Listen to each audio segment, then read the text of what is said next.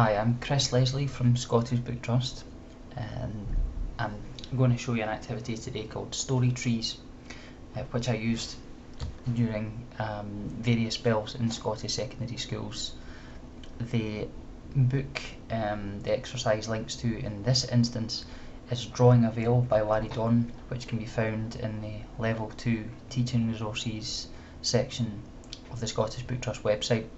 And the purpose of the activity is basically to show pupils that a writer's construction of plot is often organically derived from their idea of their characters, rather than being completely mapped out before the story begins. They allow the story to follow a direction which is driven by the personalities of their characters and what these characters that they've created are liable to do in various circumstances. The activity starts off with a box down the bottom of the sheet of paper, and normally the activity works far more effectively as a handwritten activity. I've just done it on a word processing document here for the purposes of recording the video. You start off by putting the initial premise or initial scene from the book in the bottom box. So in this case, from Drawing a Veil, it's that Ellie, who's a 14-year-old girl, arrives in an art class one morning to find that her best friend Amina is wearing a muslin headscarf. This is something Amina has never done before, nor shown any indication of wanting to do before, so Ellie's quite shocked. In Larry Donn's novel, Ellie is a principled character who takes time to get used to the idea of her best friend's decision, but nonetheless ultimately stands by her. So the first thing to do is to fill in the box on the left hand side with Larry's version of events, and I'll do that now.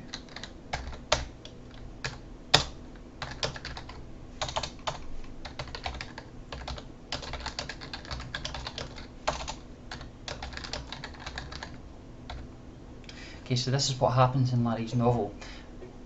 If pupils were to conceive of Ellie before they've read the book as someone different, someone less principled, someone with less backbone, then it's possible that Ellie might react quite differently. So in this case, your pupils might fill out the box on the right hand side with an alternative plot development, which might go something like this.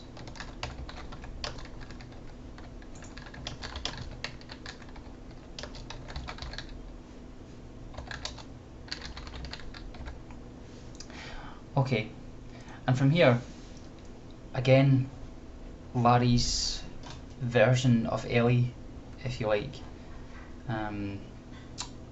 will continue to stand by Amina despite the fact that some other people at school will pick on her for her decision, so the plot will develop in this way.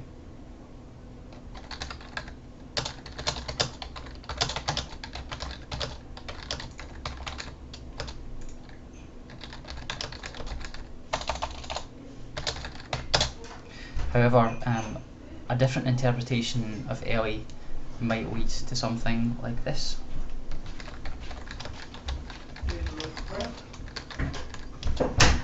This is cake and then I didn't.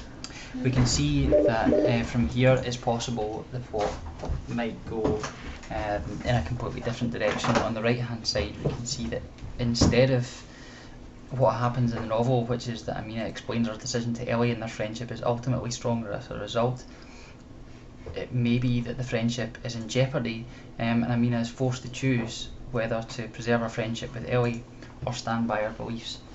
This type of exercise is really interesting after you've read the novel and you go back and compare the plot lines that pupils originally conceived of with the plotline of the novel, and it does shed a bit of light on the process of being a writer and how the plot is driven by characterisation.